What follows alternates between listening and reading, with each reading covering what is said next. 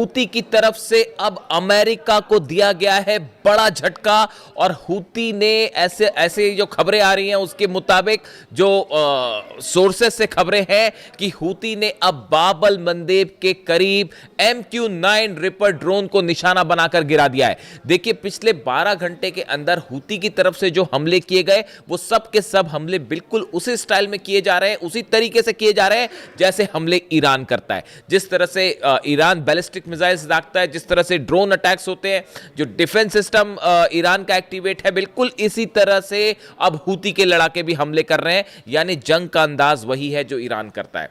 दूसरी चीज, हूती ने अब वही एग्रेसिव अप्रोच ले लिया है जो ईरान ने हॉर्मूज को लेकर अपना रखा है। बिल्कुल वही रणनीति हूती ने बाब अल मंदेब के लिए अपना रखी है। देखिए इस वक्त की जो बड़ी खबर है, US MQ-9 reaper drone reportedly crash near चेल्बी एयरबेस इन जिबूती।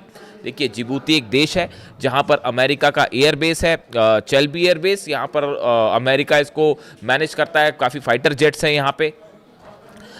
देखिए गौर करने वाली बात है, जिबूती के इस चेल्बी बेस पर जितने ड्रोन्स फ्लाइट्स टेक ऑफ करती हैं ये लाल सागर, बाब अल मंदेब और इसके आसपास के इलाकों में मिलिट्री ऑपरेशंस करती हैं। इसलिए चेल्बी एयरबेस बहुत इंपॉर्टेंट हो जाता है जिबूती का। अब जो खबरें हैं कि यहाँ पर एक MQ-9 रिपर ड्रोन जो है वो गिरा दिया गया है, क्रैश कर दिया गया है। और the embassy confirmed it was tracking an aircraft in distress but did not identify the aircraft और explain the cause of the incident.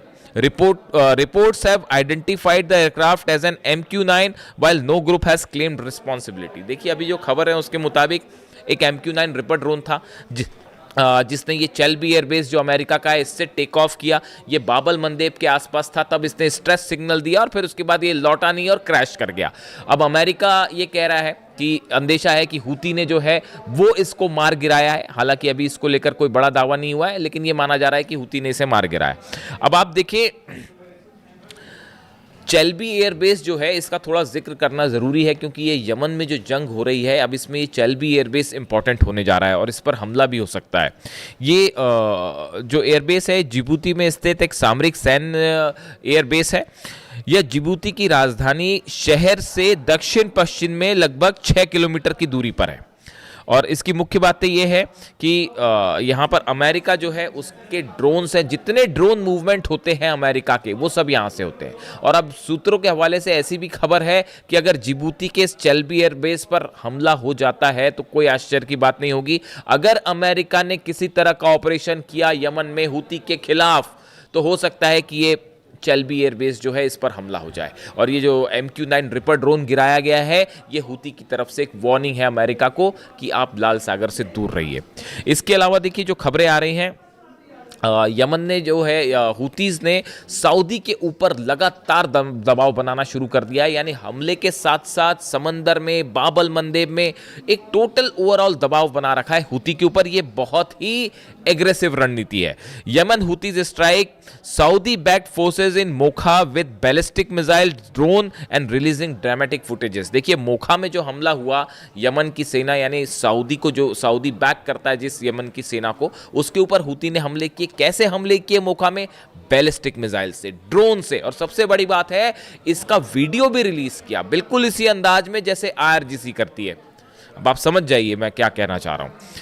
The Houthis warned Saudi Arabia wherever you mass you get bombed। सीधी धमकी है Saudi को Houthi की तरफ से कि आप जहां भी जमा होंगे वहां पर हमला किया जाएगा। The attack reportedly killed at least 7 people and wounded dozens। ये जो हमले हुए हैं हूती की तरफ से जो हमले हुए इसमें 7 लोग मारे गए हैं, संख्या ज़्यादा हो सकती है इसकी, और सैकड़ों लोग इस हमले में घायल हो गए हैं। The Houthis also claimed a drone strike on an Aramco facility in Saudi Arabia। जज़ान में कल जो हुआ वो आप जान ही रहे हैं कि वहाँ पर धमाके हुए, ड्रोन स्ट्राइक की खबर है हूती की तरफ से। जज़ान में ऑयल फील्ड में आग लग गई। अब देखिए हालात ये हैं फिलहाल कि बाब अल मंदेब बिल्कुल उसी तरह से बंद है जिस तरह से हॉर्मूज खोलने के लिए ईरान ने अपनी नई शर्तें रख दी हैं। मुआवजा वापस दिया जाए, अमेरिका अपना सेना लेकर निकले, अमेरिका अपने बेसिस खाली करे। मतलब बहुत ही ज़्यादा सख्त शर्तें ईरान की तरफ से रख दी गई हैं हॉर्मूज को खोलने के लिए। अब ऐसी स्थिति बाब अल मंदेब में भी अपना ली है हूती ने। हूती का जो स्टैंड है बाब-अल मंदेब को लेकर वो बिल्कुल वैसा ही है जो ईरान का हॉर्मूज को लेकर है। अब इस हालात में सऊदी अरेबिया क्या करेगा? देखिए ये बहुत अहम हो जाता है मामला, जिस तरह से ये पैक्ट साइन हुआ सऊदी पाकिस्तान हूती तुर्की का उसको लेकर ये था मामला कि अब ये सऊदी पर सीधा सीधा हमले हो रहे हैं, इसी को ही जंग कहते हैं, सीधे हमले हो रहे हैं। ऐसी स्थिति में तुर्की और पाकिस्तान क्या करेंगे? क्या दोनों किसी तरह से हूती के ऊपर हमला करेंगे? इस तरह के तमाम सवाल थे, लेकिन ये साफ कर दिया गया है खासतौर पर तुर्की की तरफ से कि फिलहाल ऐसा कोई जॉइंट फ्रेमवर्क ही तैयार नहीं है जिसके तहत तुर्की जो है वो इस मामले में शामिल हो। यानी तुर्की ने दूसरे शब्दों में हूती पर किसी भी तरह का ऑपरेशन करने से साफ मना कर दिया है। तुर्की ईरान के खिलाफ नहीं जाएगा, ये बात एकदम साफ है। इस हालात में देखिए तुर्की माइनस है, यानी सऊदी यहाँ पर फिर अकेला पड़ा हुआ है। अमेरिका मदद करने की सिचुएशन में है नहीं, इजराइल जो है वो सऊदी की मदद करेगा नहीं। इस हालात में अब सवाल ये है कि सऊदी अपनी रक्षा कैसे करेगा, सऊदी की मदद कैसे होगी? ये अपने आप में एक बड़ी खबर। इसके अलावा देखिए एक और अहम खबर का जिक्र करना ज़रूरी है, वो है गाज़ा। नेतन्याहू की तरफ से बयान आया है कि वो एक तो 15 सूत्री जो प्रोग्राम है डोनाल्ड ट्रंप का, गाज़ा पीस प्लान जो है वो उसको स्वीकार करने से उन्होंने मना कर दिया, सीधा सीधा मना कर दिया। यानी ये देखिए आप, ये बता रहा है कि ये डोनाल्ड ट्रंप की लगातार कम होती पोजीशन को बता रहा है कि ईरान ने डोनाल्ड ट्रंप की हालत ऐसी कर दी है कि अब नेतन्याहू मुंह पर सीधा मना कर दे रहे हैं, क्योंकि सब कोई महसूस कर रहे हैं कि हर स्तर पर डोनाल्ड ट्रंप की हार हुई है, डोनाल्ड ट्रंप एडमिनिस्ट्रेशन की हार हुई है, चाहे हॉर्मुज हो, चाहे न्यूक्लियर पॉलिसी हो, चाहे जंग हो, आप जहां भी ले लें, चाहे एयर बेसिस हो, डिफेंस हो, सिक्योरिटी हो, सब में अमेरिका बुरी तरह से हारा है ईरान के साथ जंग। तो अब ऐसे हालात में हम नेतन्याहू भी सीधा सीधा जो है डोनाल्ड ट्रंप के प्रस्ताव को नकार दे रहे हैं और कह रहे हैं कि गाज़ा पीस प्लान को मैं नहीं मानूंगा। इसको लेकर तमाम खबरें आप देख सकते हैं, और इसको लेकर ईरान और इजराइल आमने सामने होंगे, इस बात को भी याद रखिए। गाज़ा को लेकर अब ईरान और इजराइल के बीच में बड़ी जंग होगी, ऐसे हालात बनते जा रहे हैं या बनाए जा रहे हैं, दोनों स्थिति है। लेकिन जो गौर करने वाली बात है, जो असली बात नेतन्याहू ने कही, वो गाज़ा पीस प्लान को स्वीकार नहीं करते, वो तो एक बात है ही, उन्होंने अपनी बातें कही कि हमास हथियार छोड़े वगैरह वगैरह, वो एक अलग चीज़ें हैं। लेकिन जो गौर करने वाली बात है वो ये है, नेतन्याहू ये कह रहा है कि मेरे जीते जी एक फिलिस्तीन एक राष्ट्र नहीं बनेगा, एक राज्य नहीं बनेगा। ये अपने आप में बहुत बड़ी बात है। नेतन्याहू का ये डिक्लेरेशन करना कि मेरे जीते जी फिलिस्तीन राज्य नहीं बनेगा, इस सेंटेंस ने ये बता दिया है कि आगे गजा को लेकर इजराइल की रणनीति क्या होगी। इस बयान ने बता दिया है कि गजा को लेकर अब एक नई जंग की शुरुआत हो सकती है। गजा को लेकर ये जो बात है, ये देखिए बहुत अहम सेंटेंस है जो मैं फिगर आउट कर पाया कि मेरे रहते रहते जो है, मेरे जीते जी जो है फिलिस्तीन राज्य नहीं बनेगा।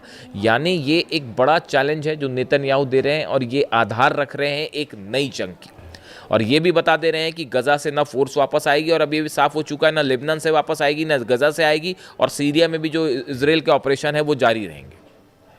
अब मुख्य सीट पर, ड्राइविंग सीट पर अब नेतन्याहू है, ना कि डोनाल्ड ट्रंप। डोनाल्ड ट्रंप पीछे होगा, नेतन्याहू स्ट्राइक करेगा, और प्लान है जितने ईरान के संगठन जो मदद कर रहे हैं उन सबको कमज़ोर करने का, चाहे हमास हो, चाहे हिजबुल्ला हो, चाहे हूती हो।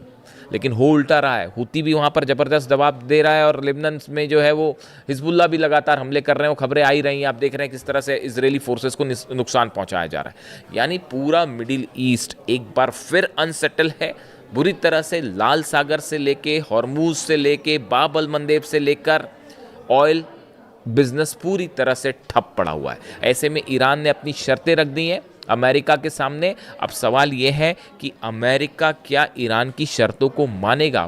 क्या मुआवजा देने की बात जो ईरान ने कर दी है, क्या डोनाल्ड ट्रंप उसको मानेंगे? अगले चंद दिनों में एक बड़ा चेंज आप देख सकते हैं पूरे मिडिल ईस्ट में, और देख सकते हैं आप कि कैसे यहाँ पर समीकरण बदल रहे हैं, और पावर सेंटर शिफ्ट होके अब तेहरान और ईरान पहुँच चुका है। इससे जुड़ा जो भी अपडेट होगा आप तक पहुँचाऊंगा। कमेंट करके बताइए वीडियो कैसा लगा। Thank you so much.